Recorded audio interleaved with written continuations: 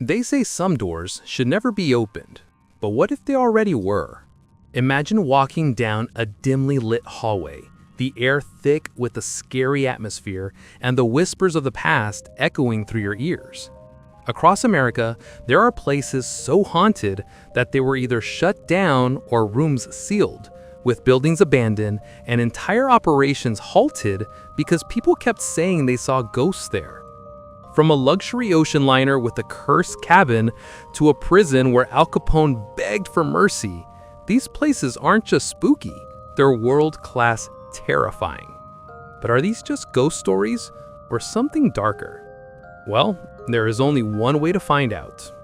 So I hit the road to explore 5 haunted places in America. 5 locations, 5 chilling histories, and a whole lot of goosebumps. But don't get me wrong, I'm not going there to scream at ghosts or wallow in fear. I'm going there to investigate, to walk the halls where people say spirits still linger, to ask why these places were abandoned and left alone out of fear.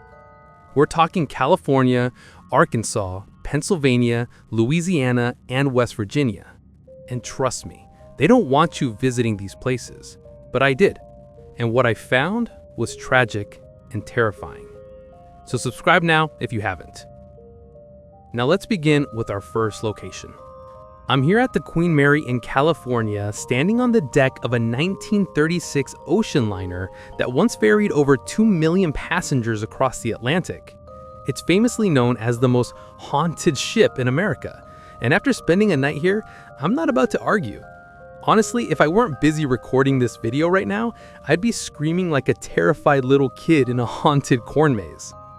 Now, here's what they don't tell you about this place. At least 47 people died on this ship, and rumor has it there are up to 150 ghosts still hanging around. Honestly, that's more spirits than liquor stores carry in the discount aisle. Now let's step into stateroom B340. This place wasn't just haunted, it was aggressively haunted. We're talking lights flickering, covers being yanked off in the middle of the night, faucets turning on by themselves, and just to top it off, a ghost literally yelling, "Get out." The hauntings were so intense that the room was sealed shut for 30 years. But in 2018, they reopened it, complete with Ouija boards and crystal balls. Because nothing says, "Welcome, valued guest," like handing you tools to contact the dead. Personally, that's a hard pass from me, so I made my way down to the engine room instead. That's where a crewman named John Petter was crushed by door 13. People still claim they see a man in blue overalls lurking around down there. And let me tell you, when a ghost shows up dressed for work, you know he's dedicated. And in this dry swimming pool, people still see wet footprints. How, you ask? Well, I have no clue, and that's exactly what makes it creepy. But it doesn't stop there. There are reports of a little girl named Jackie. Guests say Jackie giggles near the pool and leaves wet footprints behind, even though the water's been gone for years. And then there's the woman in the white gown. People call her the Lady in White. She's often spotted slowly twirling, like she's dancing to music only she can hear. Locals say she used to drift around the Queen's salon, completely captivated by the piano that once sat there. Now that the piano's in the ship's lobby, she still shows up beside it, as if she's following the music she loved. Some visitors even say the air turns cold right before they hear the faintest hint of phantom piano music in the background. I think it's creepy, but kind of beautiful too, if you ask me. The Queen Mary may be a hotel and museum now, but let's be honest, it's the ghosts that are really keeping the lights on around here. Next up, I'm heading to Arkansas to explore the Crescent Hotel, a place so haunted it once doubled as a fake cancer hospital. So buckle up and try not to pee yourself from fear. This is the entrance of the Crescent Hotel in Eureka Springs, Arkansas. And if you didn't know any better, you'd think this place was just a charming Victorian resort tucked into the Ozarks. But step inside, and it's less spa retreat and more ghost convention. Built in 1886, the Crescent has worn many hats: a luxury getaway, a college, and most infamously, a fake cancer hospital run by a con artist named Norman Baker. He called himself doctor, but had zero medical training. Basically, he's no different from a quack claiming to be the real deal, but it works so well that he actually made a lot of money from it. Baker promised miracle cures as if he were Jesus, took people's life savings, and left them behind to suffer. After the feds shut him down in 1940, the hotel sat abandoned for years, and now it's crawling with ghosts, and I think I can hear them. Did you hear that? I learned that room 218 is also haunted by Michael, a stonemason who fell during construction. And trust me, you don't want to spend more than 5 minutes here. The energy is so intense that it feels like the walls are holding their breath. To make matters worse, guests still report hearing his screams echoing through the room, and some even claim they've seen a figure crashing down from the ceiling. Not exactly the kind of room service you'd hope for. Down in the old morgue, people say they can hear the sound of a nurse pushing a gurney down the hallway. And then there's Theodora, one of the more polite ghosts from the Baker era. She apparently introduces herself as a cancer patient and then just vanishes mid-conversation like it's perfectly normal behavior. And what about the fake Dr. Baker himself? Well, I guess he's still strutting around in his white suit like he owns the place. Okay, I think I should probably get out of here before I end up joining the permanent ghost staff. Now, I'm about to trade haunted hotels for haunted prison cells by heading to Pennsylvania to visit a prison so haunted, even Al Capone couldn't sleep in it. To be honest with you guys, the Eastern State Penitentiary in Philadelphia is the kind of place that makes you whisper, even when you're completely alone, because it feels like someone is always listening. The moment I stepped in, I felt it too, like the walls were judging me.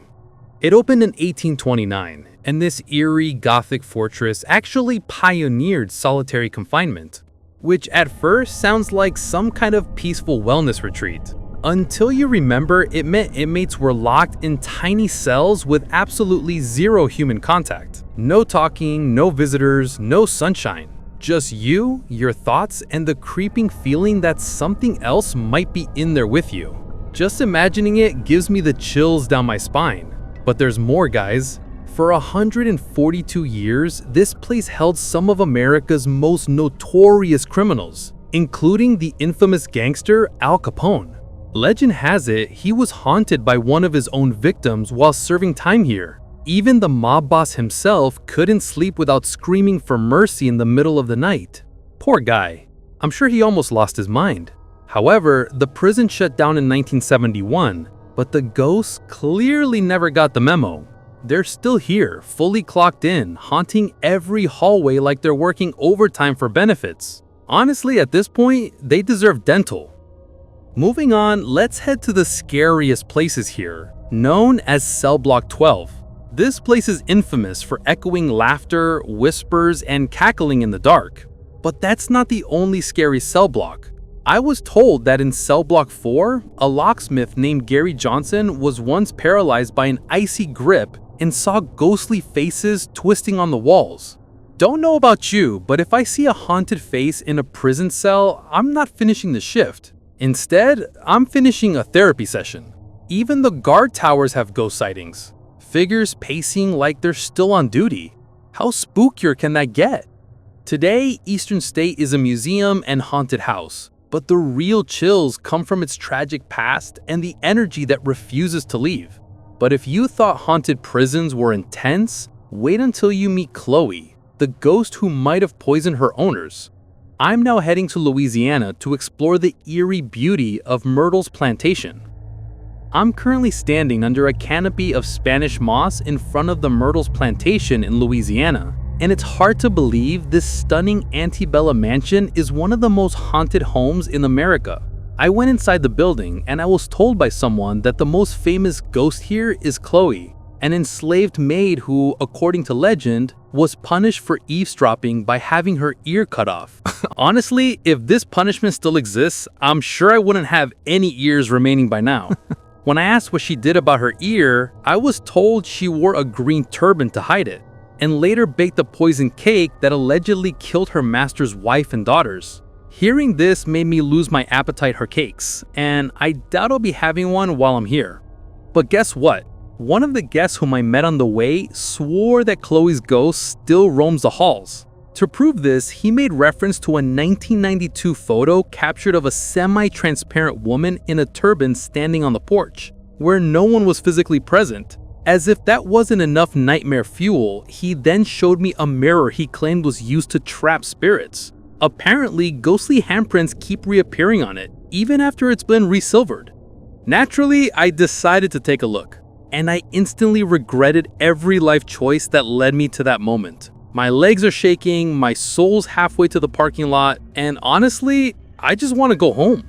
But before I left, I was shown the 17th step of a staircase where a man collapsed and died after being shot. You could still hear footsteps stop right there, especially at night. Now for the final place that will literally make you throw your phone and scream. I'm heading to West Virginia, where a former asylum still echoes with the cries of its long-lost patients. Right now, I'm standing in front of the Trans-Allegheny Lunatic Asylum in Weston, West Virginia. And I swear, this place looks like Dracula's summer home. Towering stone walls, hundreds of empty windows, and a clock tower that feels like it's judging you. The moment you realize it, you'd feel so creeped out. As for the backstory, the Victorian-era asylum opened in 1864 with good intentions, but let's just say things went downhill fast. Designed for 250 patients, it ballooned to over 2,600 by the 1950s, housing everyone from the mentally ill to people with asthma and hysterical housewives. Basically, if you sneeze too loudly or talk too much, they'll think you're insane and you are at risk of getting admitted. Once you do, it's gonna be you versus 10 crazy dudes in a room. The asylum became infamous for its use of restraints, shock therapy, and over 4,000 lobotomies, many done with ice picks. Yes, ice picks, and yes, I'm walking through the lobotomy recovery ward right now, and it feels like the walls are watching me. Paranormal activity here is off the charts. I heard about Lily, a ghost child who casually rolls toy balls across the floor like it's playtime in the afterlife. Then there's Dean, a murdered patient whose cries still echo through the halls. Basically the world's worst ASMR experience. And then there's Ruth, a spirit who hated men when she was alive, and apparently keeps that same energy from beyond the grave. Oh no, I just realized I'm a man, which means I'm officially on Ruth's to haunt list. Okay, that's my cue. Time to leave before I become her next hobby. After visiting all 5 of these haunted locations, one thing is clear, guys. America's history doesn't just live in textbooks. It lingers in hallways, whispers through walls, and sometimes reaches out to touch your shoulder when no one's there. From a ship that carried dreams and now hosts ghosts, to an asylum where pain seeped into the very bricks. Maybe these places aren't haunted by ghosts. Maybe they're haunted by what we did there. Now tell me, would you dare visit these places? Let me know in the comments below. And if you enjoyed this journey into America's haunted heart, hit that like button, subscribe to my channel for more travel adventures, and turn on notifications so you don't miss what's next. Trust me, the next place I'm visiting will blow your mind. See you soon.